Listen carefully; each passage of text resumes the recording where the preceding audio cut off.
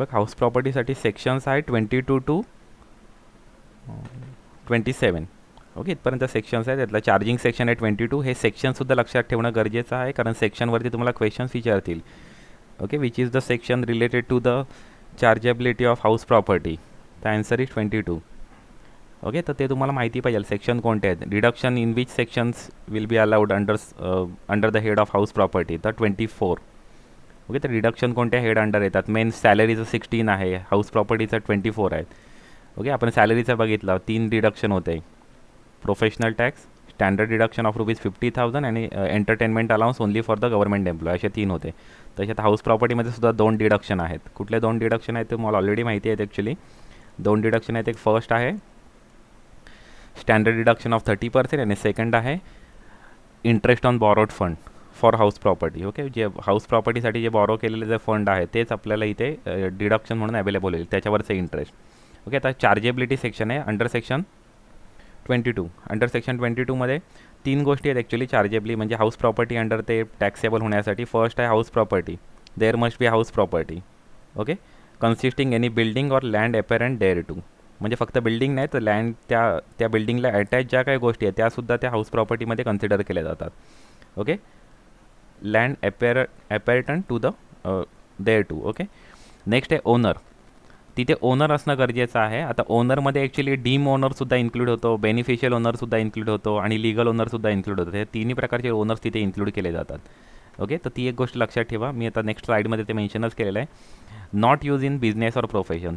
ती जी house property ती business and प्रोफेशनसाठी कधी यूज केलेली असेल तर ती आपल्याला हाऊस प्रॉपर्टी अंडर टॅक्सेबल होणार नाही, तर ती business and profession under taxable होईल. ओके, ओके, ते हाऊस प्रॉपर्टी अँड रिलेटेड एरियासुद्धा तिथे आपल्याला बघा. Land surrounded by the wall having roof or not and any land appurtenant to the building.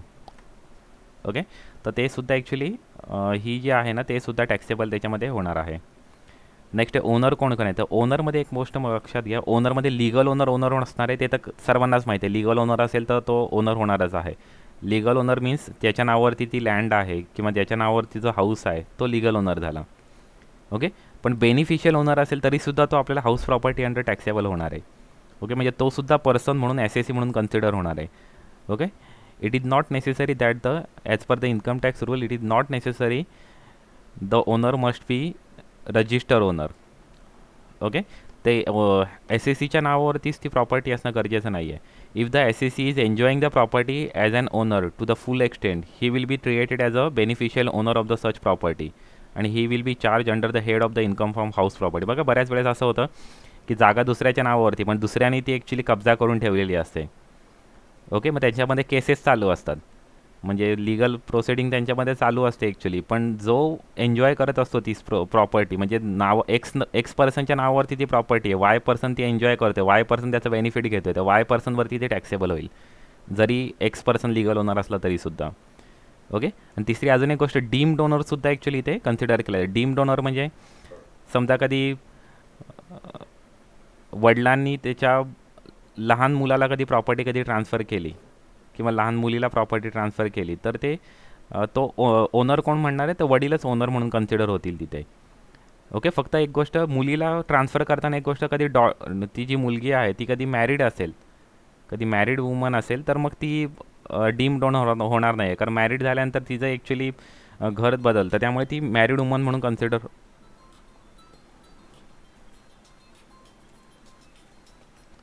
एकच मिनिट. हॅलो,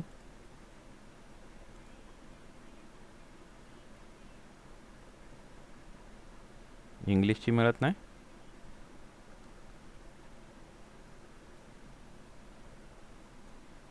कसली?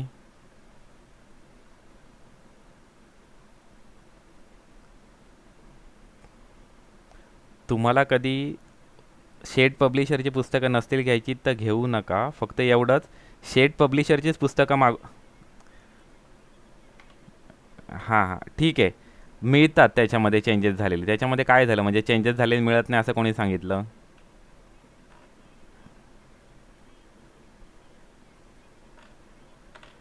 इंग्लिश म्हणजे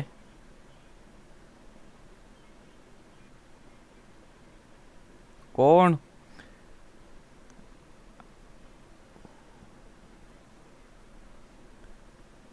शेड पब्लिशरचं ते हे जे आहेत ना बी एचे पुस्तकं ते नाहीत हे करत. बी एचं पुस्तक आहे ना ते बी एचे पुस्तकं जास्त नाही तयार करत, ते कॉमर्सचेच पुस्तकं तयार करतात. त्यामुळे ते बी एचं त्यांचं पुस्तक कदाचित नसेल मिळत. हां हां, चालेल चालेल. हां हां. हॅलो, आवाज येतो आहे ना? ओके, आवाज येतो आहे ना माझा? ओके.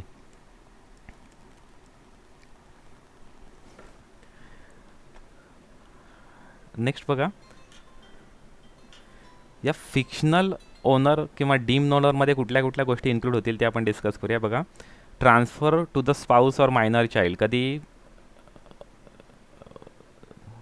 हजबंड असेल त्याने वाईफला ट्रान्सफर केली ती प्रॉपर्टी, किंवा वाईफ असेल त्यांनी हजबंडला ट्रान्सफर केली, किंवा लहान मुलाला कधी ती प्रॉपर्टी ट्रान्सफर केली, तर जो जो ट्रान्सफर करतोय तोच त्या प्रॉपर्टीचा ओनर आहे असं कन्सिडर केलं जातं. House property under deemed owner म्हणून तो कन्सिडर केला जाईल. ओके, फक्त मॅरिड लहान मुलाला कधी ट्रान्सफर केली पण ती कधी मॅरिड डॉटर असेल, कधी ती मुलगी असेल ती कधी मॅरिड असेल, तर आपल्याला काय करायला लागेल, तो डीम्ड ओनर होणार नाही आहे, तर ती मॅरिड डॉटर त्या याची ओनर होईल. ओके, विदाऊट ॲडिक्वेट कन्सिडरेशन कधी सेंड केलं असेल तर. ओके, म्हणजे आता स्पाऊसला सेंड केलेलं आहे पण कन्सिडरेशन घेऊन सेंड केलेलं, तर मग काय प्रॉब्लेम नाही आहे. विदाऊट ॲडिक्वेट कन्सिडरेशन हे सुद्धा एक इम्पॉर्टंट गोष्ट आहे. ओके, म्हणजे काही पैसे न देता किंवा काहीतरी कमी पैसे घेतलेले आहेत आणि ट्रान्सफर केलेले आहे, तर ते ॲक्च्युली इथे house property under deemed owner म्हणून तो जो ज्याने ट्रान्सफर केलेला आहे तो डीम्ड ओनर म्हणून कन्सिडर होईल. ओके, नेक्स्ट आहे दुसरं, the holder of an impartible estate. Okay, एखादी जी इस्टेट आहे हाऊस प्रॉपर्टी ती सेपरेट करू शकत नाही आहेत. ओके, तर त्या सिच्युएशनमध्ये जी प्रॉपर्टी असणार आहे ना ती प्रॉपर्टी ॲक्च्युली जी ओरिजिनल ओनर आहे त्याचीच ती प्रॉपर्टी म्हणून ती कन्सिडर केली जाईल. ओके, ती दुसऱ्या पर्सनला ट्रान्सफर करून सुद्धा ती प्रॉपर्टी हे होणार नाही आहे, म्हणजे जो ओरिजिनल ओनर आहे त्याच्याच नावावरती ते राहील, ती ओरिजिनल ओनरच आपल्या डीम्ड ओनर म्हणून कन्सिडर करावं लागेल. ओके, नेक्स्ट आहे property held by the member of the company, society और एनी अदर असोसिएशन. ओके, आता ती कधी प्रॉपर्टी कधी कोऑपरेटिव्ह सोसायटीची आहे किंवा असोसिएशन ऑफ पर्सनची आहे. ओके, आणि ती कधी लीजवरती दिली किंवा कंपनीच्या कुठल्या स्कीम थ्रू कधी दिली कधी दुसऱ्या पर्सनला वापरायला, तर ते डीम्ड ओनर म्हणून त्या जो ओरिजिनल ओनर होता तोच डीम्ड ओनर म्हणून राहील. ओके, नेक्स्ट आहे person who acquire the property under section 53A of the transfer of property act. Okay, तर त्या सिच्युएशनमध्ये सुद्धा तोच ओनर राहील जो ओरिजिनल ओनर होता तो. ओके, नेक्स्ट आहे लिझी ऑफ द बिल्डिंग. ओके, इथे एक गोष्ट एक लक्षात घ्या, कधी 12 इयर्सपेक्षा कधी जास्त कधी पिरियड असेल ना लीजचा, तर तो जो लिझी आहे तो ओनर होईल त्या बिल्डिंगचा, म्हणजे ओनर जो आहे तो ओरिजिनल ओनर राहणार नाही आहे. पण कधी 12 इयरपेक्षा कधी कमी असेल तो पिरियड, तर जो ओनर आहे तो ओरिजिनल ओनर आहे, लिगल ओनर आहे, तोच त्याचा ओनर राहील. ओके, तर हे ॲक्च्युली डीम ओनरमध्ये 4-5 कंडिशन्स होत्या. ओके, नेक्स्ट आहे लास्ट पॉईंट होता त्याच्यामधला की not use for the business और प्रोफेशन. ते बिझनेस अँड प्रोफेशनसाठी यूज झालेलं नाही पाहिजे.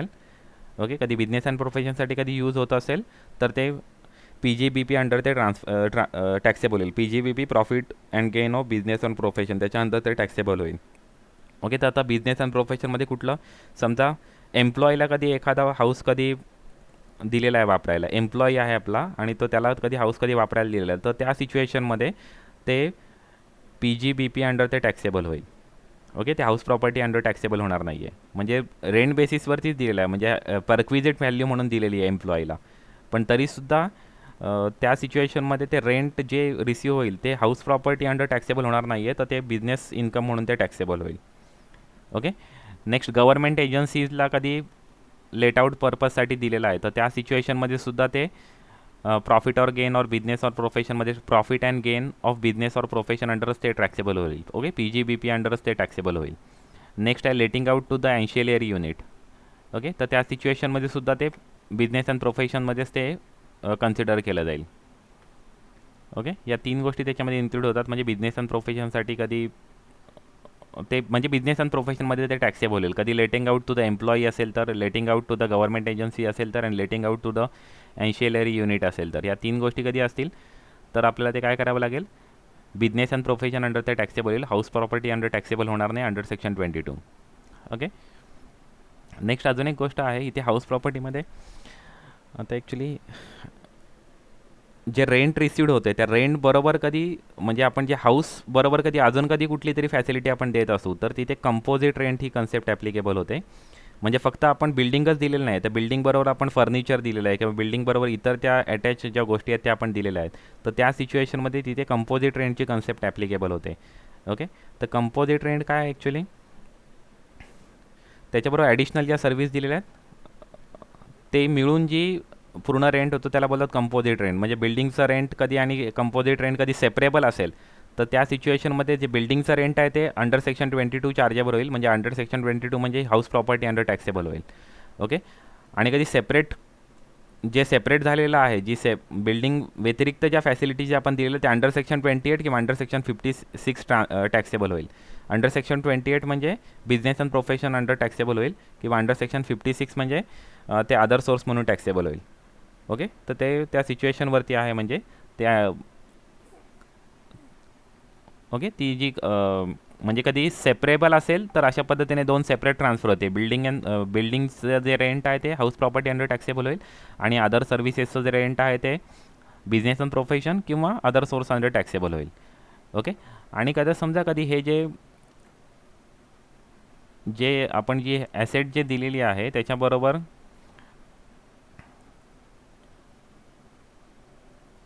अदर ॲसेटसुद्धा आपण यूज करायला दिलेली आहे. म्हणजे बिल्डिंगसुद्धा दिलेली आणि त्याच्याबरोबर अदर ॲसेटसुद्धा यूज करायला दिलेली आहे. तर आणि ह्या ज्या 2 गोष्टी असतील कधी त्या सेपरेबल कधी आहेत, इथे सर्व्हिसेस दिलेल्या आहेत आणि सर्व्हिस सेपरेबल असतील तर अशा 2 पद्धतीने ट्रान्सफर होतील. आणि कधी ॲसेट कधी दिलेली असेल तर ते सुद्धा त्याच पद्धतीने.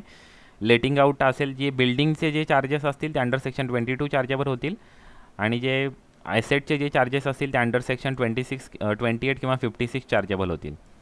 ओके. आणि कधी ते सेपरेबल नसतील तर ते पूर्णपणे ॲक्च्युली 28 किंवा 56 अंडर टॅक्सेबल होतील. कधी ते सेपरेबल होत नसतील, म्हणजे जी बिल्डिंग आणि ॲसेट कधी सेपरेबल होत नसेल तर ते हाऊस प्रॉपर्टी अंडर टॅक्सेबल होणार नाही आहेत, तर ते टॅक्सेबल होतील अंडर सेक्शन 28 किंवा अंडर सेक्शन 56, म्हणजे बिझनेस अँड प्रोफेशन किंवा अदर सोर्स अंडर ते टॅक्सेबल होतील कंपोजिट रेंटमध्ये. ओके. नेक्स्ट आहे काही एक्झाम प्रॉपर्टीज आहेत. ह्या अंडर सेक्शन 10मध्ये सुद्धा होते ॲक्च्युली, पण तिथे आपण डिटेलमध्ये आपण एवढ्या बघत नाही. एक्झाम प्रॉपर्टी कुठल्या आहेत का ज्याच्यावरती आपल्याला इन्कम टॅक्स लागणार नाही त्या एक्झाम्प्ट आहेत. तर पहिली आहे त्याच्यामध्ये, any one palace or the part there of the x ruler provided the same is not let out.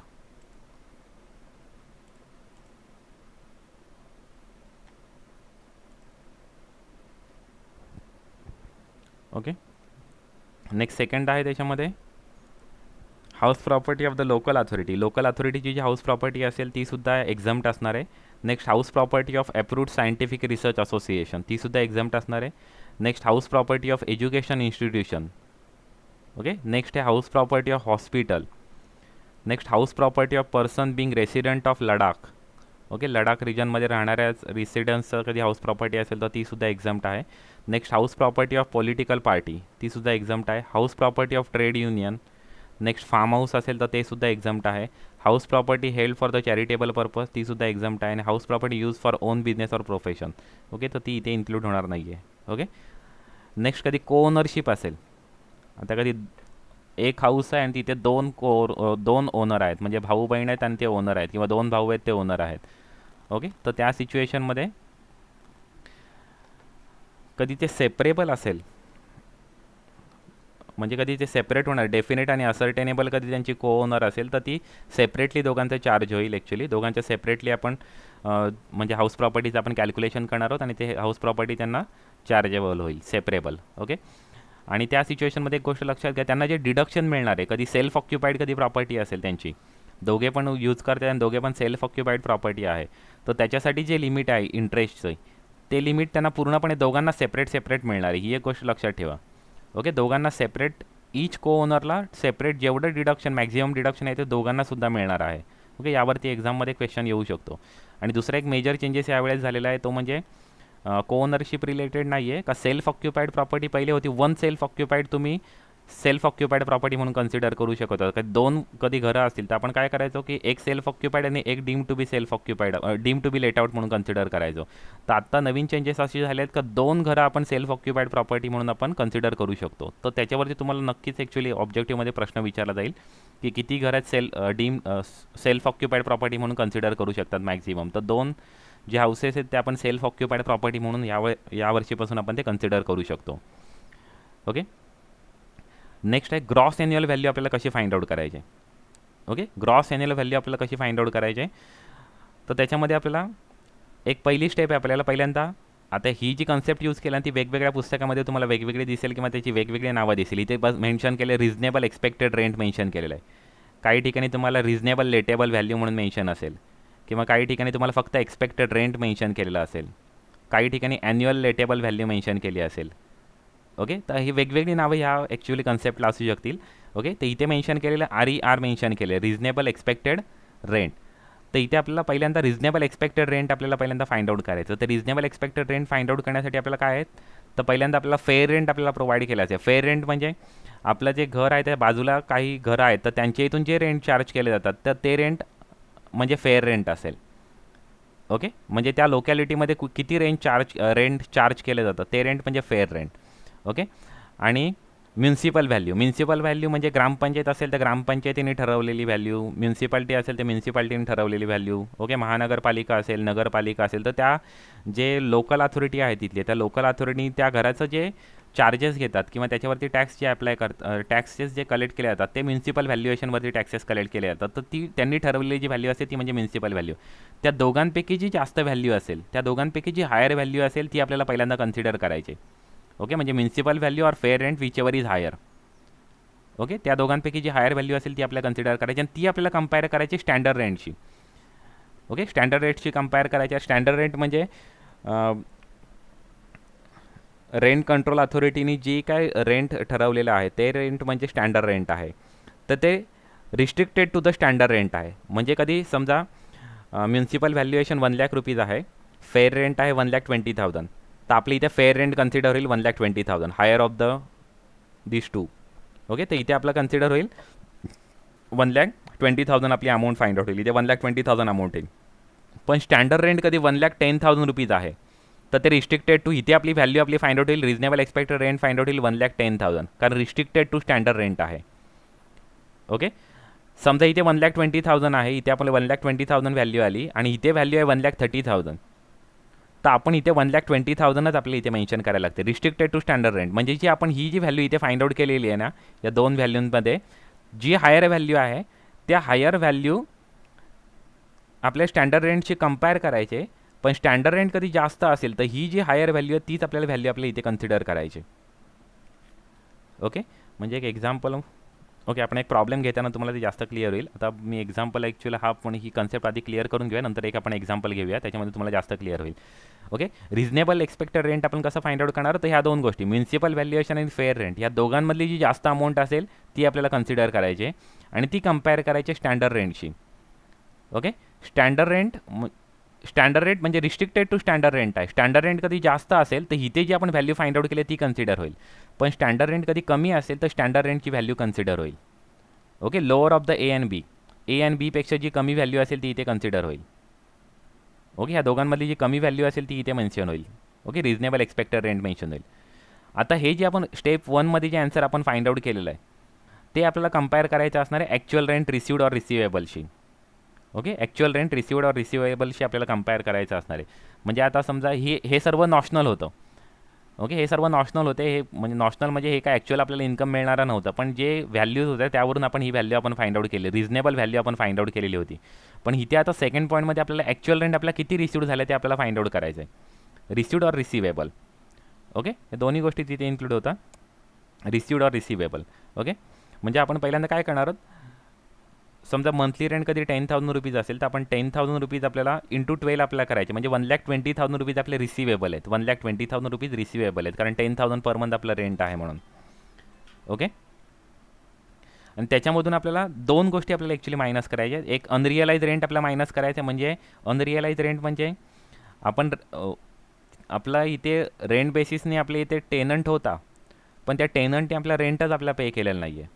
Okay, तर त्या सिच्युएशनमध्ये आपल्याला, पण तिथे एक गोष्ट लक्षात घ्या, रूल 4नुसार ज्या कंडिशन्स आहेत त्या फुलफिल केलेल्या असणं गरजेचं आहे. रूल 4A नुसार ज्या कंडिशन्स आहेत ना त्या फुलफिल केलेल्या असणं गरजेचं आहे, तरच आपल्याला ते कन्सिडर करता येतात ॲक्च्युली. ओके, म्हणजे ते आपल्याला हे अनरिअलाइज रेंट आहे ना ते मायनस करायला अलाउड होतं. Okay, unrealised rent minus. आता रूल 4मध्ये कुठल्या कंडिशन्स आहेत, म्हणजे टेनंट आहे आपल्या इथे आणि तो रेंट देत नाही आहे, तर आपण त्याच्यावरती आपण रेंट मिळवण्यासाठी आपण प्रयत्न केलेले असणे गरजेचं आहे. कधी केले नसतील कधी प्रयत्न ना, तर आपल्याला ते अलाउड होत नाही, अनरिअलाइज रेंट मायनस करायला अलाउड होत नाही. ओके, अनरिअलाइज रेंट म्हणजे जे टेनंट आपल्या इथे होता पण त्याने आपल्याला भाडं दिलं नाही, तर आपण त्याच्यावरती आपण कोर्ट केस केली का, त्याची इथे आपण रेंट मिळवण्यासाठी आपण प्रयत्न केले का, पोलीस केस केली का, ते कधी केलं असेल तरच आपल्याला ते अनरिअलाइज रेंट मायनस करायला अलाउड होतं, नाही तर मायनस करायला अलाउड होत नाही. Okay, unrealised rent. ओके, तर actual rent minus unrealised rent, actual rent received or receivable minus unrealised rent. आता हे जे केल्यानंतर जी अमाऊंट फाइंड आउट होईल ती अमाऊंट सी आणि डीमधली जी जास्त अमाऊंट असणार आहे ती आपली अमाऊंट असणार आहे ग्रॉस ॲन्युअल व्हॅल्यू. या दोघांमधली जी जास्त अमाऊंट असणार आहे ती आपली असणार आहे gross annual value. Higher of the C or D shall be gross annual value. पण एक गोष्ट लक्षात घ्या, कधी actual rent received or receivable ही जी अमाऊंट आपण सेकंड स्टेजमध्ये जी फाइंड आउट करणार आहोत ती अमाऊंट कमी आहे आणि ती व्हॅकन्सीमुळे कमी होते अमाऊंट. व्हॅकन्सीमुळे म्हणजे समजा आपल्याला 10,000 रुपये रेंट होतं. ओके, 10,000 रुपये रेंट पर मंथ होतं, आपल्याला 1,20,000 रुपये रिसिव्ड होणार होते. ओके, पण आपल्या 3 महिने ते घर आपलं व्हॅकंट होतं. का व्हॅकंट होतं, कारण की टेनंट आपल्या इथे नव्हताच, त्यामुळे ते व्हॅकंट होतं, म्हणजे वॅकन्सी पिरियड होता 3 महिने. तर आपल्याला किती रेंट रिसिवेबल असणार आहे, म्हणजे आपलं 90,000 रुपीज. ओके, आपलं हे ॲक्च्युअल रेंट रिसिवेबल और रिसिवेबल किती होईल, 90,000 रुपीज. ओके, तर त्या केसमध्ये आणि आपलं इथे एक्सपेक्टेड जे रेंट होतं, रिजनेबल एक्सपेक्टेड रेंट जे आपण फाइंड आउट केलेलं, ते रिजनेबल एक्सपेक्टेड रेंट आपलं फाइंड आउट झालेलं आहे 1,10,000 rupees. Okay, actual rent received और रिसिवेबल झाले 90,000 रुपीज. Okay, 90,000 rupees. पण ते का 90,000 झालेलं आहे, कारण वॅकन्सी पिरियडमुळे. कारण की आपलं ॲक्च्युअल रेंट रिसिवेबल किती होतं, ॲक्च्युली 1,20,000 होतं, पण वॅकन्सी पिरियडमुळे आपलं ते किती झालेलं आहे, 90,000 रुपीज झालेलं आहे. मग वॅकन्सी पिरियडमुळे कधी ते कमी झालेलं असेल तर आपल्याला ॲक्च्युअल रेंट जे आहे ते आपल्याला कन्सिडर करावं लागतं ग्रॉस ॲन्युअल व्हॅल्यू. ओके, तर या केसमध्ये आपल्याला ॲक्च्युअल रेंट आपल्याला कन्सिडर करावं लागतं ग्रॉस ॲन्युअल व्हॅल्यू. कधी वॅकन्सी पिरियडमुळे कधी कमी झाले, पण अदर रिझनमुळे कधी कमी असेल, म्हणजे समजा रेंट तुम्ही डिसाईड करतानाच कधी कमी डिसाईड केला असेल, रेंट कधी तुम्ही 5,000 डिसाईड केलेलं असेल, बारी म्हणजे 60,000 रुपये तुमचं रेंट होतं आहे, मग कधी 60,000 रुपये रेंट होतं असेल आणि हे रिजनेबल एक्सपेक्टेड रेंट तुमचं फाइंड आउट होते कधी 1,10,000 रुपीज, तर त्या सिच्युएशनमध्ये तुमची ॲक्च्युअल रेंट कमी आहे, पण आपण ॲक्च्युअल रेंट आपण कन्सिडर करणार नाही आहोत, कारण की जे रेंट कमी झालेलं आहे ते वॅकन्सी पिरियडमुळे कमी झालेलं नाही आहे. तर त्याचं रिझन काय आहे की तुम्ही कमी रेंट चार्ज केल्यामुळे ते कमी झालेलं आहे. तर वॅकन्सी पिरियडमुळे कधी नसेल तर आपल्याला रिजनेबल एक्सपेक्टेड व्हॅल्यू आहे ती आपली ग्रॉस ॲन्युअल व्हॅल्यू असणार आहे. ओके, आपल्याला इथे पहिल्यांदा ग्रॉस ॲन्युअल व्हॅल्यू आपल्याला फाइंड आउट करायचे. ओके,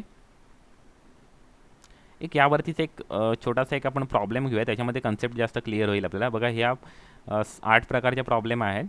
ओके, आपला फॉर्म्युला काय आहे, इथे आपला फेअर रेंट दिलेला आहे, म्युन्सिपल व्हॅल्युएशन दिलेलं आहे, ॲक्च्युअल रेंट रिसिवेबल आपल्याला प्रोव्हाइड केलेलं आहे, अनरिअलाइज रेंट आपल्याला प्रोव्हाइड केलेलं आहे, वॅकन्सी पिरियड आपल्याला प्रोव्हाइड केलेले आहे. ओके, तर आता आपल्याला इथे ग्रॉस ॲन्युअल व्हॅल्यू आपल्याला फाइंड आउट करायची. आपला फॉर्म्युला काय, फेअर रेंट और municipal valuation whichever is higher but restricted to standard rent. इथे स्टँडर्ड रेंट त्यांनी प्रोव्हाइड केलेलं नाही आहे, पण ते तुम्हाला लक्षात ठेवायचं आहे. बट म्हणजे प्रॉब्लेममध्ये कधी स्टँडर्ड रेंट कधी प्रोव्हाइड केला तर आपल्याला कन्सिडर करायचं आहे रिस्ट्रिक्टेड टू स्टँडर्ड रेंट. हे फाइंड आउट केल्यानंतर त्याचं आपल्याला कंपॅरिझन करायचं ॲक्च्युअल रेंट रिसिवेबलशी आपल्याला कंपेअर करायचं आहे. ओके, आणि ॲक्च्युअल रेंट रिसिवेबलचा फॉर्म्युला काय आपला, तर ॲक्च्युअल रेंट रिसिवेबलचा फॉर्म्युला आहे actual rent receivable minus unrealised rent minus vacancy period rent. Okay, हे सुद्धा दोन्ही गोष्टी मायनस करायच्या आपल्याला, ते आपलं ॲक्च्युअल रेंट रिसिवेबल असणार आहे. काय ॲक्च्युअल रेंट रिसिवेबलचा फॉर्म्युला, ही ते आपलं टोटल ॲक्च्युअल, म्हणजे जसं मी मगाशी 1,20,000 सांगितलं, 10,000 × 12 1,20,000 आपलं ॲक्च्युअल रेंट रिसिवेबल होतं, पण आपलं मायनस कधी तिथे अनरिअलाइज रेंट असेल तर मायनस अनरिअलाइज रेंट होईल, मायनस वॅकन्सी पिरियड रेंट असेल तर मायनस वॅकन्सी पिरियड रेंट होईल. ओके, ते मायनस केल्यानंतर जी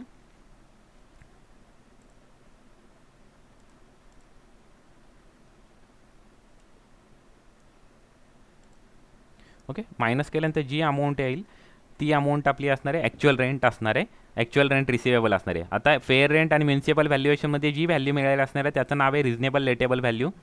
ओके, किंवा रिजनेबल एक्सपेक्टेड रेंट.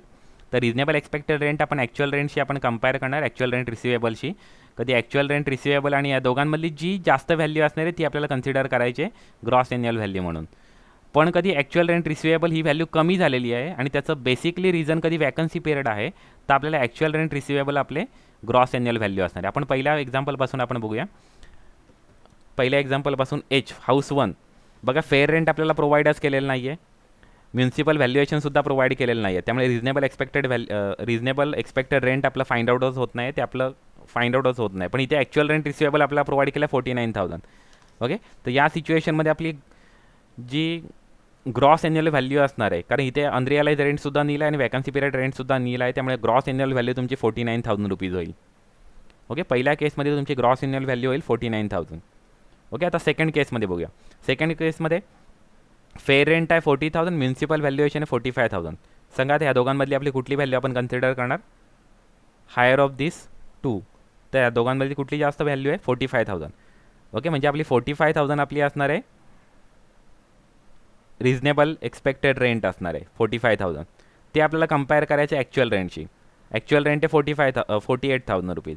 या ॲक्च्युअल रेंट आणि रिजनेबल एक्सपेक्टेड रेंटमध्ये जी जास्त व्हॅल्यू असणार आहे ती आपली असणार आहे ग्रॉस एन्युअल व्हॅल्यू. तर आपली इथे 48,000 आपल्या ॲक्च्युअल रेंट आपलं जास्त आहे, त्यामुळे आपली सेकंड हाऊस प्रॉपर्टीमध्ये 48,000 आपली ग्रॉस एन्युअल व्हॅल्यू असेल. ओके, क्लिअर आहे, समजतं आहे. आता थर्ड एक्झाम्पल बघा. थर्ड एक्झाम्पलमध्ये फेअर रेंट आहे 50,000, म्युन्सिपल व्हॅल्युएशन 45,000. या दोघांमधली मग कुठली व्हॅल्यू आपली कन्सिडर होईल? Reasonable expected rent 50,000. या दोघांमधली जी हायर व्हॅल्यू आहे ती आपली कन्सिडर होईल 50,000 रुपीज. ओके, ती आता आपल्याला कंपेअर करायची ॲक्च्युअल रेंट रिसिवेबलची.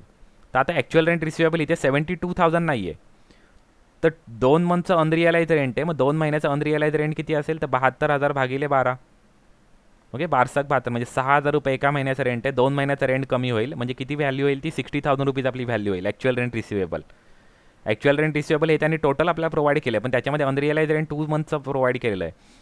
म्हणजे 2 मंथचं आपला रेंट आपला मायनस करायला गेलं, 2 मंथचं रेंट येतील 12,000 रुपीज.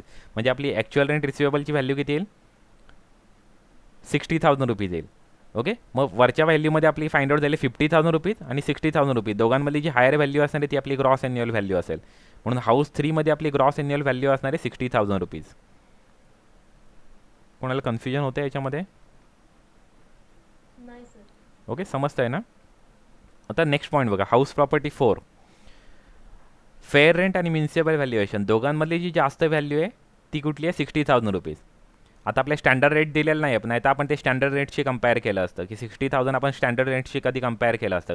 कधी स्टँडर्ड रेट कधी 80,000 दिलं असतं तर आपली 60,000च कन्सिडर झाली असती. पण स्टँडर्ड रेट कधी 50,000 दिलं असतं तर आपल्याला 50,000 आपल्याला कन्सिडर करायला लागली असती. ओके, ती एक गोष्ट आहे. But restricted to standard rent. Restricted म्हणजे स्टँडर्ड रेंटपेक्षा जास्त होणार नाही आहे, पण कमी होऊ शकते value. Okay, restricted to standard rent. Okay,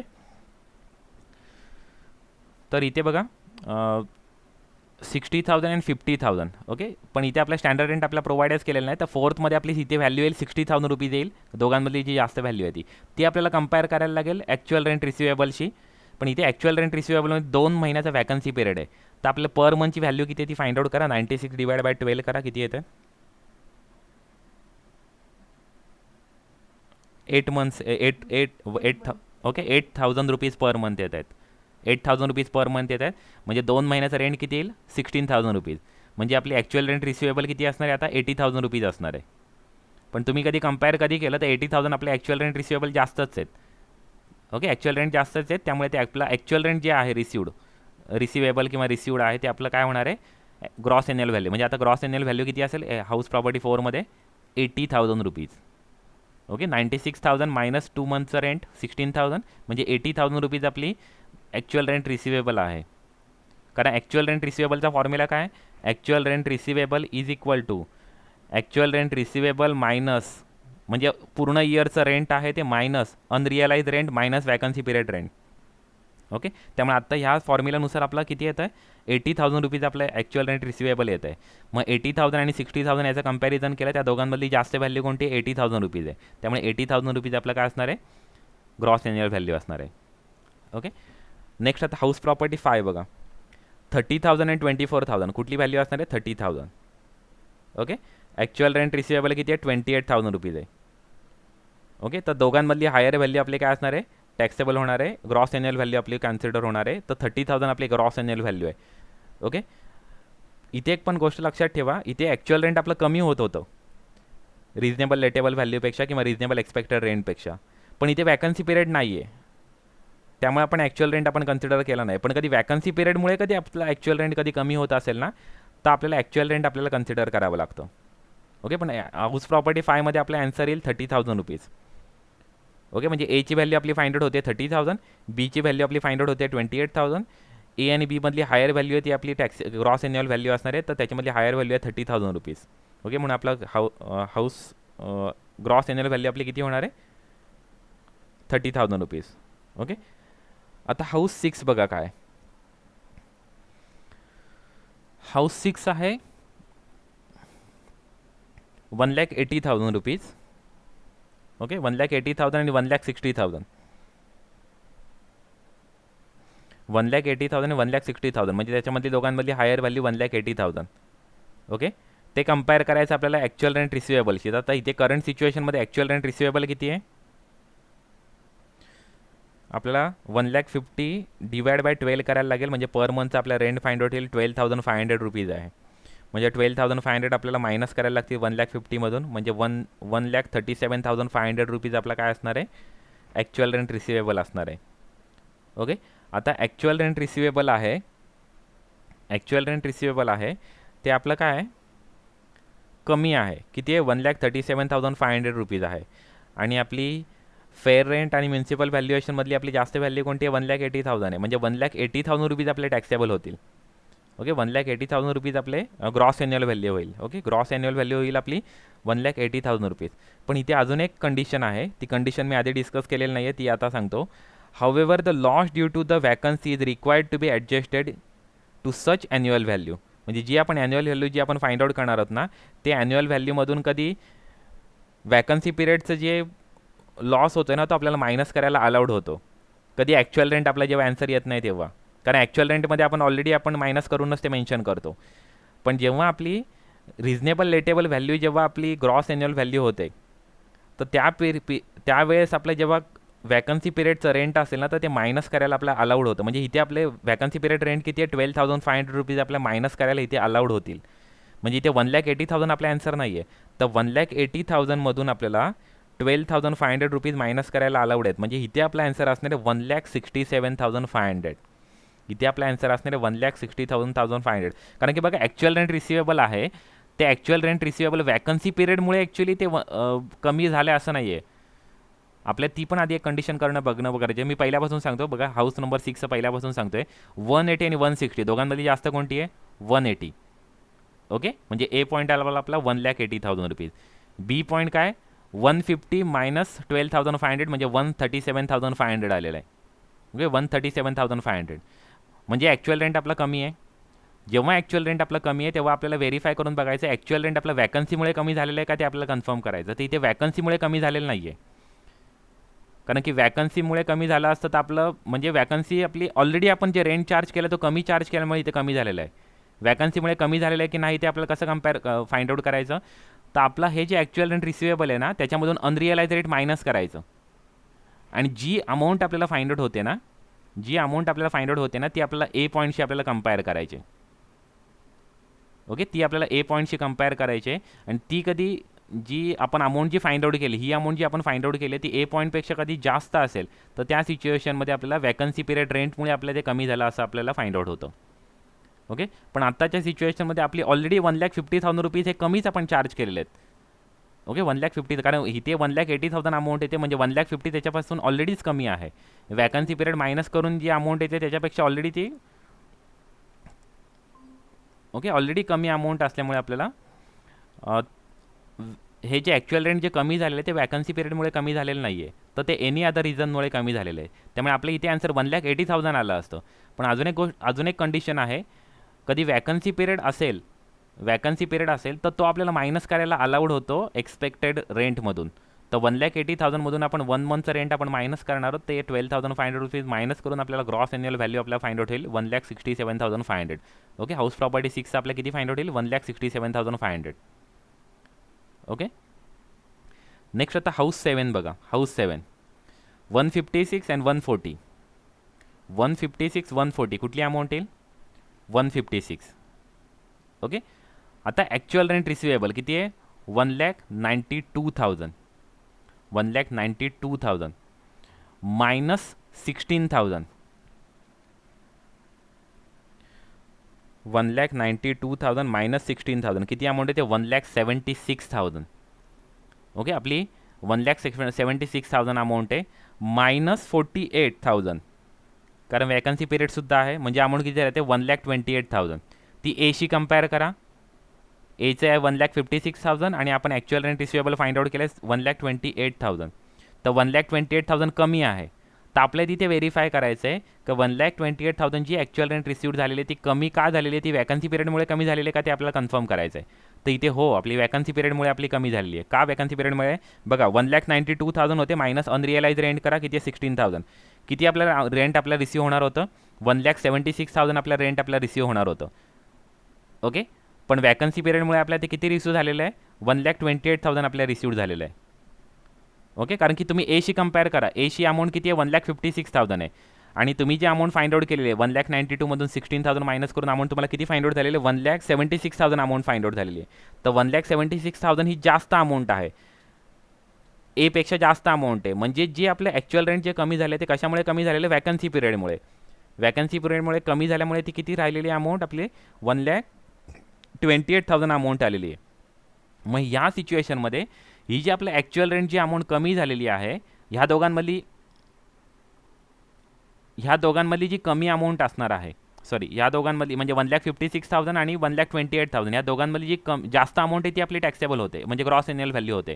तर आपली ॲक्च्युली 1,56,000 आपली ग्रॉस एन्युअल व्हॅल्यू झाली असती. पण आपली जी ही 1,28,000 येते म्हणजे मायनस करून करून जी अमाऊंट आपली 1,28,000 अमाऊंट येते ती ॲक्च्युली अमाऊंट येते ती वॅकन्सी पिरियडमुळे आपली कमी अमाऊंट होते. अदरवाईज ती जास्त अमाऊंट झाली असती. मग जेव्हा ॲक्च्युअल रेंट रिसिवेबल वॅकन्सी पिरियडमुळे आपली कधी अमाऊंट कधी कमी होत असेल तर आपल्याला ॲक्च्युअल रेंट आपल्याला ग्रॉस एन्युअल व्हॅल्यू आपल्याला कन्सिडर करावं लागतं. मग ह्या सिच्युएशनमध्ये आपला 1,28,000 रुपीज आन्सर येईल ग्रॉस एन्युअल व्हॅल्यू. कारण की वॅकन्सी पिरियडमुळे ती अमाऊंट आपली कमी झालेली आहे. कधी वॅकन्सी पिरियड नसते 48,000 नसते तर आपल्या किती रिसिव्ह झाले असते? 1,76,000 रुपीज रिसिव्ह झाले असते. 192 मायनस 16,000 1,76,000 रुपीज रिसिव्ह झाले असते. मग ती आपण कधी कंपेअर केलं असतं एशी तर आपली बीची व्हॅल्यू जास्त होती. ओके. पण वॅकन्सी पिरियड असल्यामुळे आपली बीची व्हॅल्यू आपली कमी झालेली आहे. म्हणजे जे रिझन आहे ते वॅकन्सी पिरियड हे मेन रिझन आहे. मग वॅकन्सी पिरियड मेन रिझन असल्यामुळे आपल्याला हे जे अमाऊंट आहे ती आपल्याला कोणती अमाऊंट आपल्याला कन्सिडर करायला लागेल? रेंट रिसिवेबल जी आहे ती अमाऊंट आपल्याला कन्सिडर करायला लागेल. हे बघा इथे मेन्शन केलेलं आहे. However actual rent receivable minus unrealised rent is lower due to vacancy then actual rent receivable minus unrealised rent computed under section 2 step 2 will be treated as gross annual value. Okay. तर gross annual value आपली कोणती consider होईल? तर जी actual rent receivable आपली gross annual value आपली consider होईल. Okay. त्यामुळे इथे आपली व्हॅल्यू आपली 1,28,000 आपली ग्रॉस एन्युअल व्हॅल्यू होईल. ओके. कारण की आपल्याला हे जे वॅकन्सी पिरियड रेंट आहे ते मायनस करायला आपल्याला अलाउड आहे. ओके. ते तुम्हाला ऑलरेडी मी इथे सुद्धा तुम्हाला दाखवलं. इथे आन्सर येत होतं 1,80,000 पण आपल्या जे ग्रॉस एन्युअल व्हॅल्यूमधून आपल्याला वॅकन्सी पिरियड जे रेंट आहे ते आपल्याला मायनस करायला आपल्याला अलाउड आहे. ओके. त्यामुळे आपण मायनस करून आपण अमाऊंट आपण मेन्शन केली 1,28,000. सॉरी इथे आपण अमाऊंट मेन्शन केली 167,500. इथे अमाऊंट आपली मेन्शन होणार आहे ग्रॉस एन्युअल व्हॅल्यू 1,28,000. इथे सुद्धा तुम्ही मायनस केलेलं आहे. ह्या केसमध्ये सुद्धा तुम्ही मायनस केलेलं आहे. बघा 60-50 आपल्या आलेलं 60 ते आपण 96 मायनस 2 मंथचं किती होतं? 16,000 रुपये 80,000 रुपीज येत होती. इथे पण आपण 80,000 रुपीज अमाऊंट आपण मेन्शन केली. इथे आपण 80,000 अमाऊंट फाइंड आउट केली हाऊस 4मध्ये. ते 80,000 आपण हे मायनस करूनच आपण अमाऊंट फाइंड आउट केली. ओके. त्यामुळे वॅकन्सी पिरियड जे रेंट आहे ना ते आपल्याला मायनस करायला अलाउड होणार आहे. तसंच इथे सुद्धा झालेलं आहे. इथे सुद्धा आपण केलेलं आहे मायनस. म्हणजे इथे आपली ग्रॉस एन्युअल व्हॅल्यू किती आहे? 128,000 येईल. का? कारण की ॲक्च्युअल रेंट रिसिवेबल जे आहे त्या बेस काय मेन रिझन कुठला ॲक्च्युअल रेंट रिसिवेबलमध्ये? ते आपली वॅकन्सी पिरियड आपलं मेन रिझन होतं ॲक्च्युअल रेंट रिसिवेबल आपलं कमी होण्याचं. ओके. त्यामुळे वॅकन्सी पिरियड मेन रिझन असल्यामुळे ॲक्च्युअल रेंट रिसिवेबल आपल्याला कन्सिडर करायचं आहे gross annual value. Point number 7 समजलं. हाऊस प्रॉपर्टी 7 समजलं आहे तुम्हाला नक्की?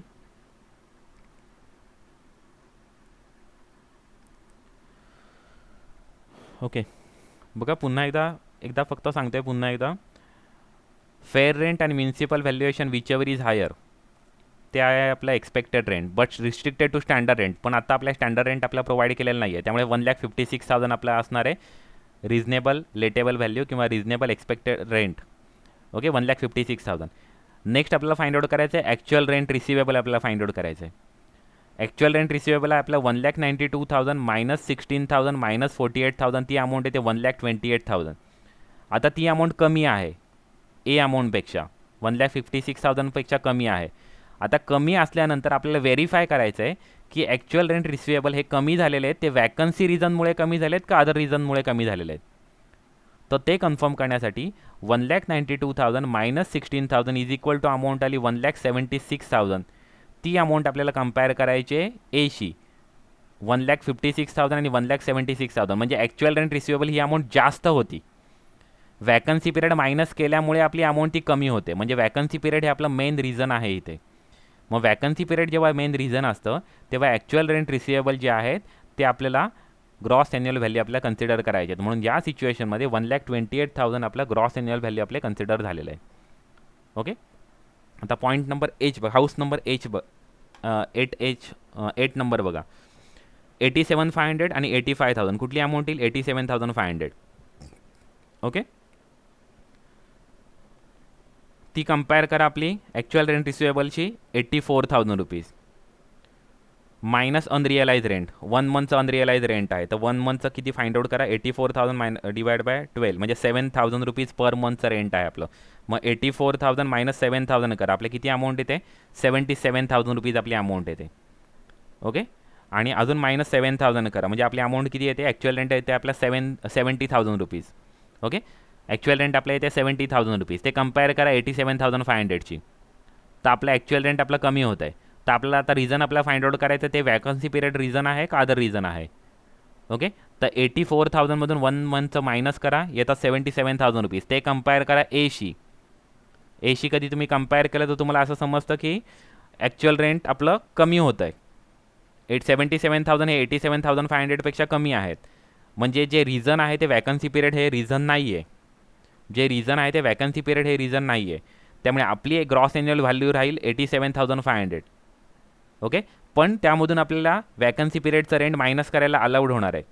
म्हणून 87,500 मायनस 7,000 इज इक्वल टू तुमची आता ग्रॉस ॲन्युअल व्हॅल्यू येईल 80,500. ओके, पॉईंट नंबर 7 समजलेला आहे. पॉईंट नंबर 8 समजलेला आहे. Problem number 8. ओके, इथे आपला व्हॅल्यू येणार आहे 80,500 रुपीज येणार लास्ट प्रॉब्लेमची. ओके, हे ग्रॉस ॲन्युअल व्हॅल्यू कधी तुम्ही फाइंड आउट केली ना तुमचा मॅक्झिमम म्हणजे 50% तुमचा प्रॉब्लेम झालेला आहे. आता पुढे बघा काय आहे. आता आपल्याला डिडक्शन्स आता फाइंड आउट करायचे आहेत. याच्यामध्ये कोणाला कन्फ्युजन आहे? ओके, कन्फ्युजन असेल तर मला सांगा, काही क्वेरी असेल तर बोला, नाही तर आपण नेक्स्ट आपण बघूया. डिडक्शन्स आपण बघणार आहोत. आता डिडक्शन्स इथे 2 डिडक्शन आहेत अंडर सेक्शन 24 ना. हो, आपल्या डिडक्शन्स आहेत इथे 2 डिडक्शन्स अवेलेबल आहेत अंडर सेक्शन 24. फर्स्ट आहे स्टँडर्ड डिडक्शन.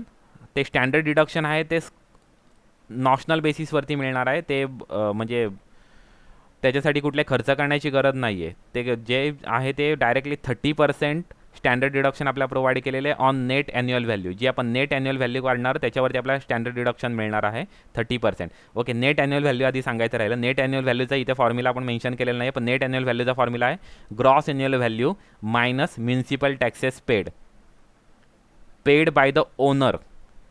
ओनरनी पेड केलेलं असणं गरजेचं आहे, ती एक गोष्ट लक्षात घ्या. टेनंटनी पे केलेले आहेत तर ते अलाउड नाही आहेत. आउटस्टँडिंग आहेत तर ते अलाउड नाही आहेत. पेड केलेले असणं गरजेचं आहे. पेड कंपल्सरी पाहिजे, म्हणजे तुम्ही ड्यू असतील म्हणजे पेड केलेले असतील तरच त्याचं डिडक्शन मायनस करायला अलाउड होणार आहेत. दुसरी गोष्ट म्हणजे ओनरनीच पेड करणं गरजेचं आहे. आणि ते प्रिव्हियस इयरमध्ये कितीही पे करून देत तरीसुद्धा ते अलाउड आहेत. म्हणजे समजा पण ते अलाउड किती होतील का जी तुमची ग्रॉस ॲन्युअल व्हॅल्यू ना तेवढे मायनस करायला अलाउड होतील. ती एक गोष्ट लक्षात घ्या. म्हणजे समजा ग्रॉस ॲन्युअल व्हॅल्यू आहे 1,00,000 रुपीज आणि तुम्ही मागच्या 50 वर्षाचं रेंट म्युन्सिपल टॅक्सेस तुम्ही पे केले. 50 वर्षाने समजा 5 वर्षाचे तुम्ही पे केले आणि ते 1,20,000 रुपीज तुम्ही पे केले तर मॅक्झिमम तुम्हाला मायनस करायला अलाउड होईल 1,00,000 रुपीज मायनस करायला अलाउड होईल. म्हणजे तुमची ग्रॉस नेट ॲन्युअल व्हॅल्यू तुमची नील होईल. ओके, ती एक गोष्ट लक्षात घ्या. म्युन्सिपल टॅक्सेसबाबत सांगतो आहे. म्युन्सिपल टॅक्सेस पेड केलेलं असणं गरजेचं आहे, प्रिव्हियस इयरमध्ये पेड केलेलं असणं गरजेचं आहे. ते प्रिव्हियस इयरमध्ये किती वर्षाचे पेड केलेले असून देत, मागच्या 4 वर्षाचे पेड केले असतील तरीसुद्धा ते मायनस करायला अलाउड आहेत. ओके. दुसरी गोष्ट म्हणजे ते ओनरनी पेड केलेलं गरजेचं आहे, टेनंटनी पेड केलेलं अलाउड नाही. ओनरनी पेड केलेलं असणं गरजेचं आहे. ओके.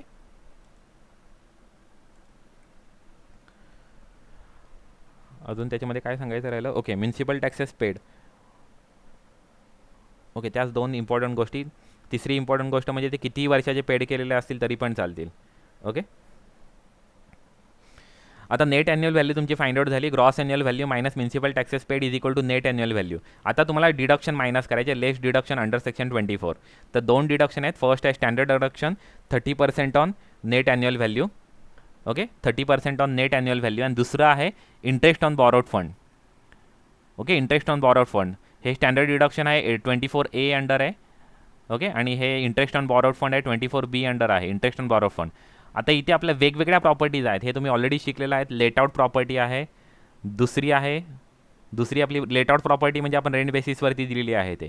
दुसरी आहे deem to be let out property. Deem to be let out म्हणजे एकच पर्सन 4 प्रॉपर्टी वापरतोय, 4 प्रॉपर्टी सेल्फ ऑक्युपाईड प्रॉपर्टी म्हणून यूज करतोय. तर त्या सिच्युएशनमध्ये उरलेल्या 2 प्रॉपर्टी आहे, 4 मधल्या 2 प्रॉपर्टी तो सेल्फ ऑक्युपाईड म्हणून कन्सिडर करेल आणि उरलेल्या 2 प्रॉपर्टी डीम टू बी लेटआउट म्हणून कन्सिडर करेल. नॉशनल बेसिसवरती तो त्याचं इन्कम फाइंड आउट करेल. हा असा एकच हेड आहे. तुमचे जे 5 हेड आहेत ना त्याच्यामध्ये हा एकच हेड आहे की इथे नॉशनल बेसिसवरती तुम्हाला इन्कम टॅक्स पे करावा लागतो. म्हणजे तुम्ही इन्कम रिसिव्ड करत नाही आहेत, नॉशनल बेसिसवरती तुम्हाला रेंट किंवा तुम्हाला इन्कमवरती इन्कम टॅक्स पे करावा लागतो या. ओके, एकच असा हेड आहे, इथे नॉशनल बेसिसवरती तुम्हाला टॅक्सेस पे करावे लागत आहे.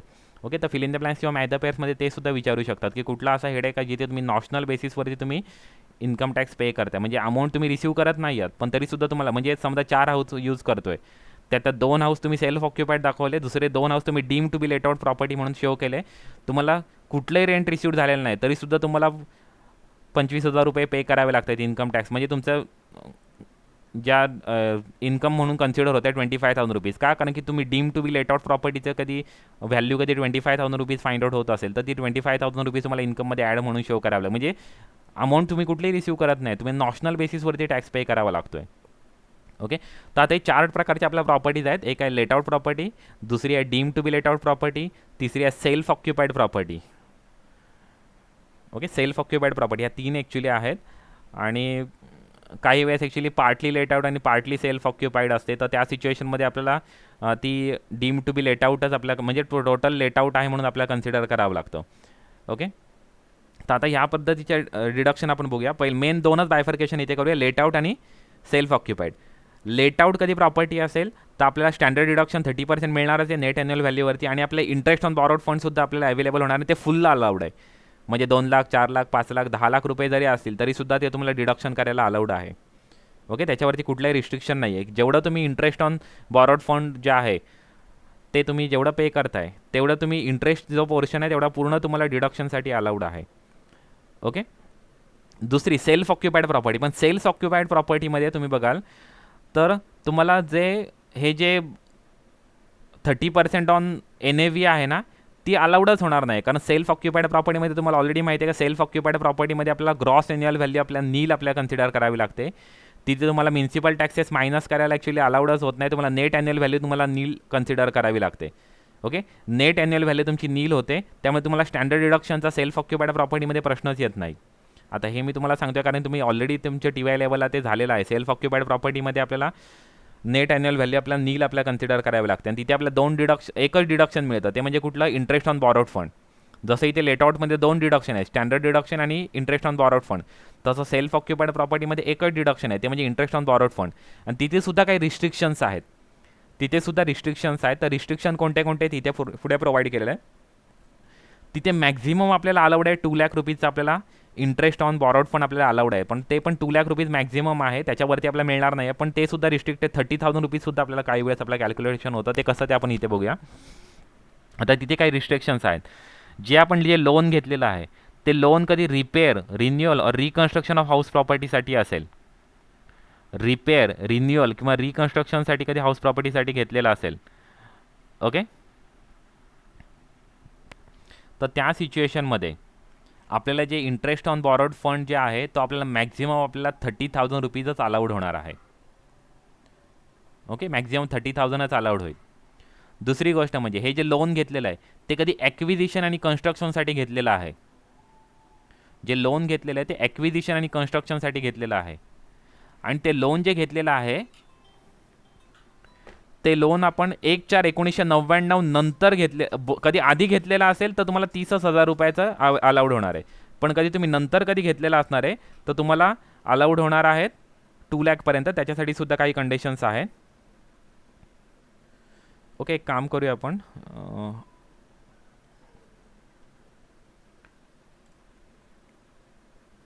ब्रेक घ्यायचा आहे का कंटिन्यू करायचं आहे?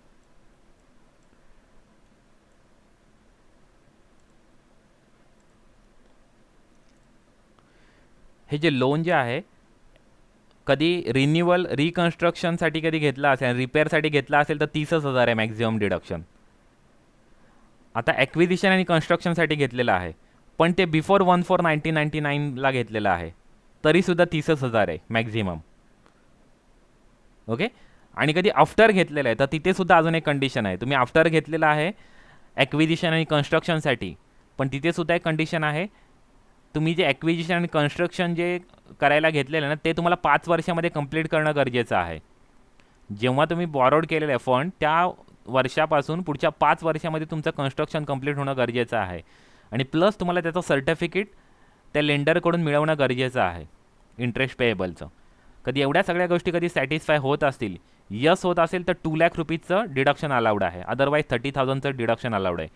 म्हणजे समजा ॲक्विजिशन आणि कन्स्ट्रक्शनसाठी तुम्ही लोन घेतलं, आफ्टरच घेतलेलं आहे 1/4/1999 नंतरच घेतलेलं लोन, पण तुम्ही 5 वर्षामध्ये ते कन्स्ट्रक्शन कंप्लीट केलं नाही तर 30,000 रुपये. तुम्ही सर्टिफिकेट घेतलं नाही तरीसुद्धा 30,000 रुपये. ओके, आता 2 लाखासाठी म्हणजे मॅक्झिमम आपल्या इंटरेस्ट ऑन बॉरोड फंड किती मिळणार आहे? मॅक्झिमम डिडक्शन 2 लाख रुपीचं सेल्फ ऑक्युपाईड प्रॉपर्टीसाठी. ओके, पण त्याच्यासाठी काय काय गोष्टी आपल्याला फुलफिल करणं गरजेचं आहे का? ते लोन आपण घेतलं पाहिजे कन्स्ट्रक्शन किंवा ॲक्विजिशनसाठी. ते लोन घेतलेलं ते 1/4/1999 नंतर घेतलेलं असणं गरजेचं आहे. ते लोन घेतल्यानंतर विदिन 5 इयर्समध्ये विदिन 5 फायनान्शियल इयरमध्ये आपलं कन्स्ट्रक्शन किंवा ॲक्विजिशन कंप्लीट होणं गरजेचं आहे. आणि त्याचं सर्टिफिकेट तुम्हाला लेंडरकडून मिळणं गरजेचं आहे. एवढ्या सर्व गोष्टी कधी फुलफिल झाल्या, यस झालं, तर तुम्हाला 2 लाख रुपीजचं तुम्हाला सेल्फ ऑक्युपाईड प्रॉपर्टीवरती तुम्हाला डिडक्शन्स अलाउड आहे. ओके, क्लिअर आहे? तर त्याचीच गोष्ट इथे मेन्शन केली बघा. डिडक्शनमध्ये 2 गोष्टी, 30% ऑन स्टँडर्ड डिडक्शन आणि interest on borrowed fund. Okay, let out प्रॉपर्टीसाठी फुल अलाउड आहे interest on borrowed fund.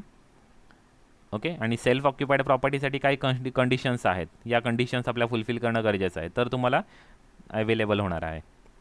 Okay, पण आता हे जे मी इंटरेस्ट ऑन बॉरोड फंड सांगितलं ना त्याच्यामध्ये 2 प्रकारचे लोन्स असतात, 2 प्रकारचे इंटरेस्ट असतात. 2 प्रकारचे इंटरेस्ट कोणते? तर हे 2 प्रकारचे इंटरेस्ट. एक आहे प्री कन्स्ट्रक्शन पिरियड रेंट. एक रेंट कोणतं आहे?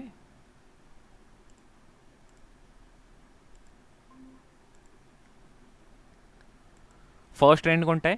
Pre construction period rent. Okay, आणि दुसरा रेंट आहे post construction period rent, sorry interest. Okay, pre construction period interest आणि पोस्ट कन्स्ट्रक्शन पिरियड इंटरेस्ट.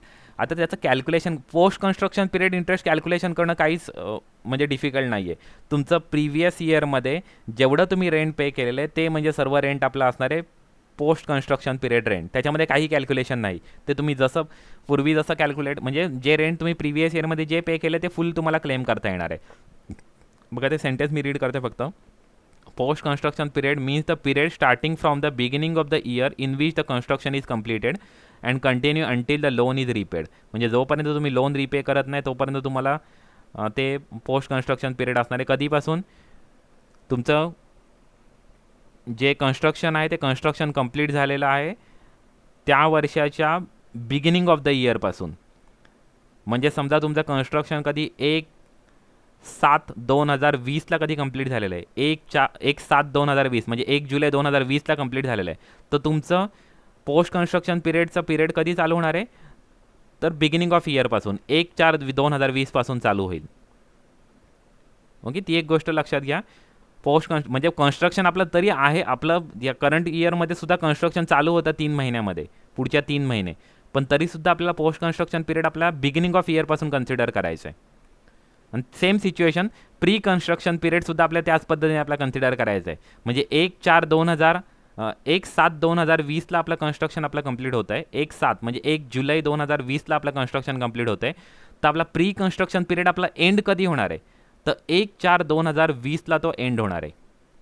1/4/2020ला तो एंड होणार आहे प्री कन्स्ट्रक्शन पिरियड, आणि तेव्हापासूनच पोस्ट कन्स्ट्रक्शन पिरियड आपला चालू होणार आहे. ओके, तर आता प्री कन्स्ट्रक्शन इंटरेस्ट कसं कॅल्क्युलेट करायचं ते लक्षात घ्या. आता हेच कॅल्क्युलेशन थोडंसं ॲक्च्युली डिफिकल्ट असं म्हणता येणार नाही, कन्सेप्ट फक्त समजून घ्या. Pre construction period means the period starting from the day of the commencement of the construction or the day of the borrowing whichever is later. ही एक गोष्ट लक्षात घ्या. तुम्ही कमेन्स केलं म्हणजे कन्स्ट्रक्शन चालू केलेलं आहे किंवा फंड बॉरो केलेला आहे, त्या दोघांमधली जी नंतरची जी रेट असणार आहे तेव्हापासून आपलं काय होणार आहे, प्री कन्स्ट्रक्शन पिरियड आपलं चालू होणार आहे, स्टार्ट होणार आहे. And ending on 31 March immediately prior to the year of the completion of construction. म्हणजे आपलं कन्स्ट्रक्शन आपलं जेव्हा कंप्लीट होणार आहे त्या वर्षाच्या बिगिनिंग ऑफ इयरपर्यंत, म्हणजे त्या बिगिनिंग ऑफ इयर नाही 31 मार्चपर्यंत, म्हणजे त्या वर्षाच्या आधीच्या म्हणजे एंडिंग, तो आधीचा वर्ष जो एंड होते त्याच्यामध्ये. म्हणजे मी आता तुम्हाला सांगितलं ते 1/7/2020ला कधी कन्स्ट्रक्शन कंप्लीट झालं आहे, तर आपला प्री कन्स्ट्रक्शन पिरियड आपला एंड होणार आहे 31 मार्च 2020ला, आणि त्याच्या दुसऱ्या दिवशी पोस्ट कन्स्ट्रक्शन पिरियड आपला चालू होणार आहे. म्हणजे 1/4/2020ला आपला पोस्ट कन्स्ट्रक्शन पिरियड आपला चालू होणार आहे. ओके, ही एक कन्सेप्ट समजली काय आहे ती. डे, आता बिगिनिंग डेट कुठला आहे का, ज्या दिवशी तुमचं कन्स्ट्रक्शन चालू होते तो दिवस किंवा तुम्ही फंड बॉरो करताय तो दिवस, त्या दोघांमधल्या ज्या नंतरचा दिवस असेल तो दिवस आपला प्री कन्स्ट्रक्शन पिरियड स्टार्टचा डेट असणार आहे, स्टार्टचा डे असणार आहे. लॅटर मेन्शन केलेलं आहे, लॅटर हा वर्ड मेन्शन केलेला आहे. म्हणजे तुम्ही बॉरो कधी केलं आहे तो दिवस किंवा तुम्ही कन्स्ट्रक्शन चालू केलं आहे तो दिवस, त्या 2 दिवसांमधला नंतरचा दिवस. म्हणजे समजा 1/9/2016ला कधी तुम्ही कन्स्ट्रक्शन चालू केलं 1/9/2016ला, आणि तुम्ही लोन घेतलं 1 जानेवारी 2017ला, तर तुमचा बिगिनिंग कधी होणार आहे प्री कन्स्ट्रक्शन पिरियडचा, तर 1 जानेवारी 2017ला तुमचा चालू होईल प्री कन्स्ट्रक्शन पिरियड. ओके, कारण लॅटरमधून मेन्शन केली, ते लॅटर वर्ड मेन्शन केलं आहे. तुम्ही कन्स्ट्रक्शन कधी चालू करताय किंवा लोन कधी घेताय, त्या 2 पिरियडमधला जो नंतरचा दिवस आहे तो आपला स्टार्टिंग पिरियड असणार आहे. आणि एंड पिरियड कुठला असणार आहे, एंड पिरियड कधी असणार आहे, तुमचं कन्स्ट्रक्शन ज्या वर्षी कंप्लीट होतं आहे त्याच्या आधीचा, तुमचं कन्स्ट्रक्शन ज्या वर्षी कंप्लीट होतं आहे त्याच्या आधीचं इयर एंड, आधीच्या इयरचा इयर एंड, म्हणजे स्टार्टिंग इयर आहे ना त्या दिवसाच्या आधीचा दिवस, म्हणजे 31 मार्च.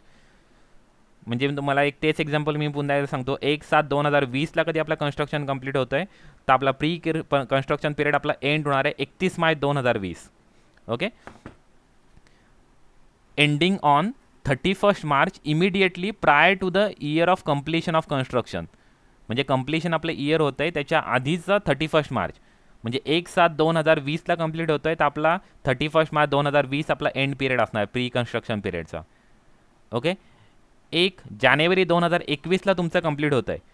1 जानेवारी 2021ला कधी तुमचं कन्स्ट्रक्शन कंप्लीट होतं आहे, तर त्या सिच्युएशनमध्ये तुमचा प्री कन्स्ट्रक्शन पिरियड एंड कधी होणार आहे, 31 मार्च 2020ला तुमचा एंड होणार आहे. ओके, म्हणजे इयरच्या कुठेही तो एंड होऊन तुमचं कन्स्ट्रक्शन कंप्लीट होऊन देत, पण तुमचा प्री कन्स्ट्रक्शन पिरियड एंड कधी होणार आहे, तर तुमच्या 31 मार्चला तुमचा एंड होणार आहे प्री कन्स्ट्रक्शन पिरियड. त्याच्या आधीचा 31 मार्च, नंतरचा नाही, प्रायर टू, त्याच्या आधीचा 31 मार्च कन्सिडर होणार आहे. ओके, म्हणजे इथे एक एक्झाम्पल पण दिलेलं आहे बघा. X has taken a loan on 1/4/1998 for the construction of house property. Construction started on 1/6/2000. Construction कधी स्टार्ट झालेलं 1/6/2000 and completed on 17/8/2011. In such case, pre-construction period will be period starting from 1/6/2000, म्हणजे ज्या दिवशी तुम्ही कन्स्ट्रक्शन स्टार्ट केला तो दिवस, आणि एंड कधी होणार आहे, तर आपलं हे कन्स्ट्रक्शन कधी एंड झालेलं आहे 17/8/2011ला एंड झालेलं आहे. म्हणजे प्री कन्स्ट्रक्शन पिरियड आपला एंड कधी होणार आहे, ह्याच्या आधीचा 31 मार्च. हा जो पिरियड, ही जी डेट मेन्शन केली त्याच्या आधीचा 31 मार्च, 31 मार्च 2011. बघा इथे 31 मार्च 2011. ओके.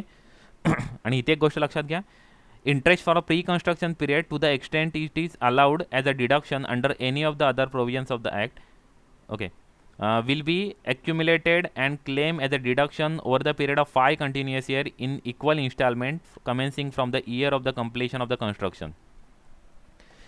म्हणजे प्री कन्स्ट्रक्शन पिरियडचा जेवढा आपला पिरियड असणार आहे त्या पूर्ण पिरियडमध्ये जेवढा आपला इंटरेस्ट आपला असणार आहे तेवढा आपण सर्व एकत्र करणार आहोत. त्याचा आपल्याला आधी आपल्याला डिडक्शन मिळणार नाही आहे. तर त्या प्री कन्स्ट्रक्शन पिरियडचं जे इंटरेस्ट आहे ना त्याचं रिडक्शन आपल्याला 5 इक्वल इन्स्टॉलमेंटमध्ये मिळणार आहे आणि कंटिन्युअस पिरियडमध्ये 5 इक्वल कंटिन्युअस इयरमध्ये आपल्याला मिळणार आहे. ओके. म्हणजे 5 इक्वल म्हणजे समजा कधी 1 लाख रुपीज कधी आपलं इंटरेस्ट असेल प्री कन्स्ट्रक्शन पिरियडचं, तर प्रत्येक वर्षी 20,000 रुपये आपल्याला इंटरेस्ट अवेलेबल होईल डिडक्शन म्हणून.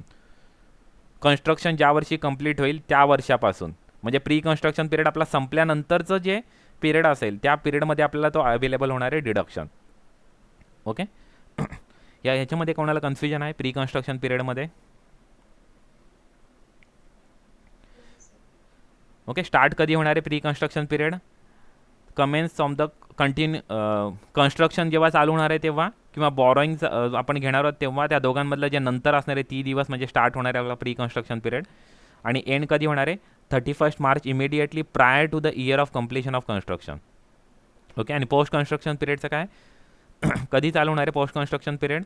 तर ज्या वर्षी आपलं कन्स्ट्रक्शन आपलं कंप्लीट होतं त्या वर्षी बिगिनिंग ऑफ इयरपासून.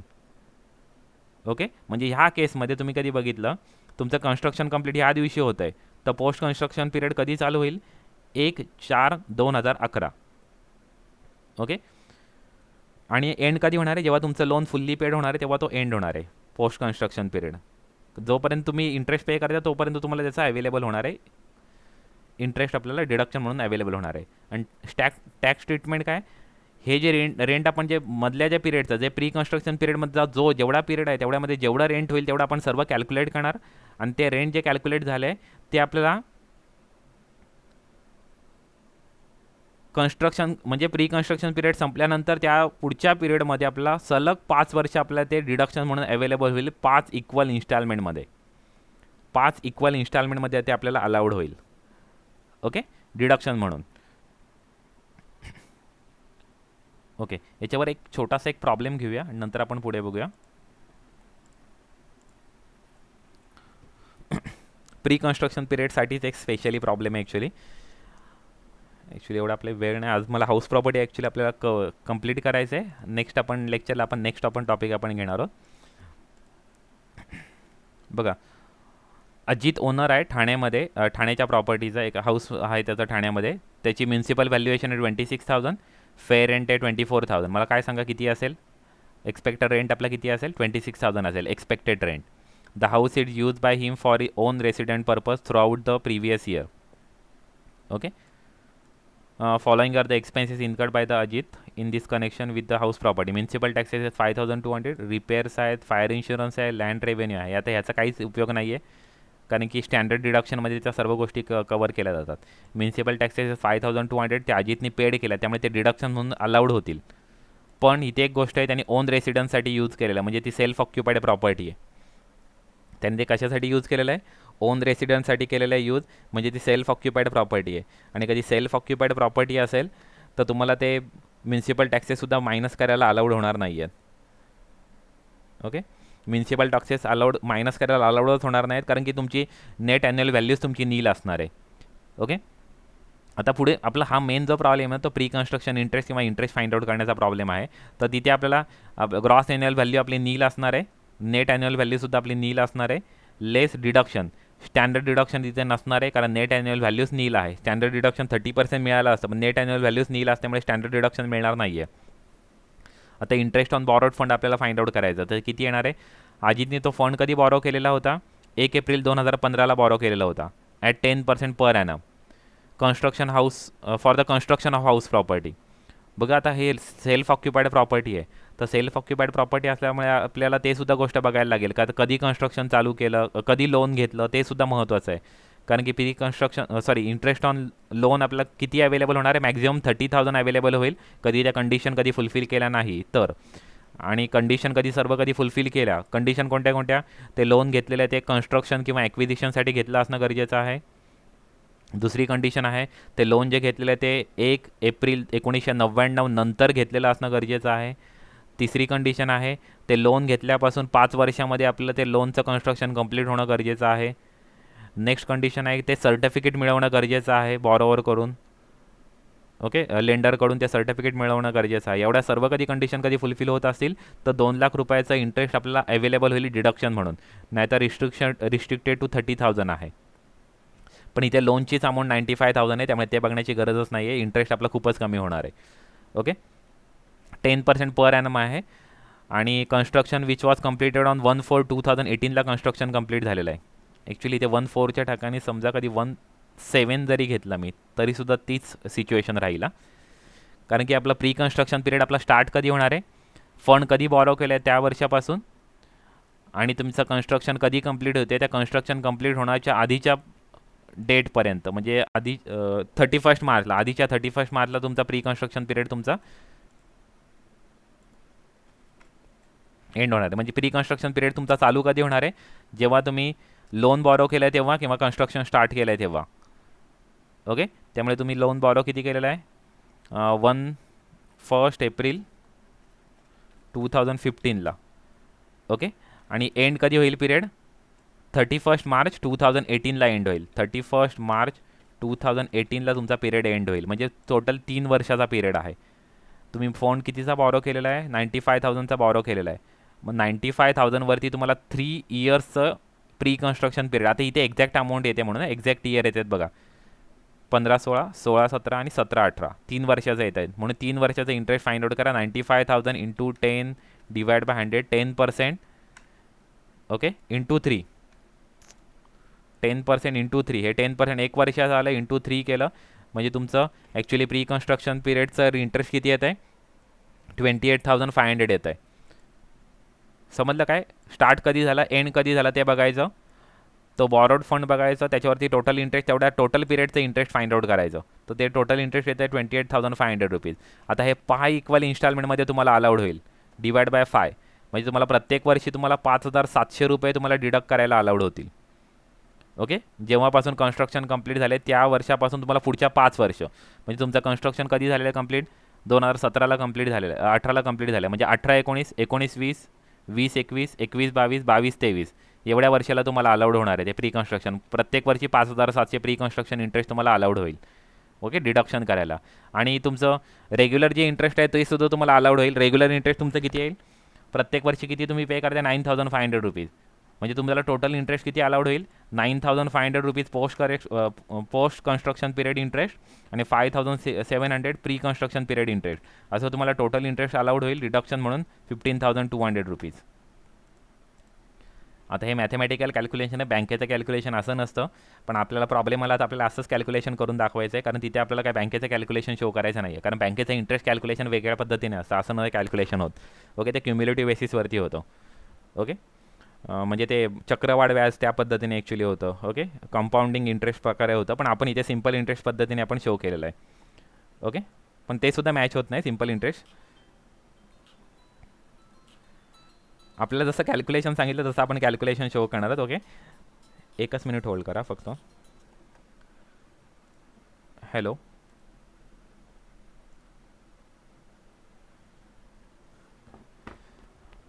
ओके, प्रॉब्लेम समजलं. प्री कन्स्ट्रक्शन इंटरेस्ट कॅल्क्युलेशन दाखवलं तुम्हाला कशा पद्धतीने करायचं आहे.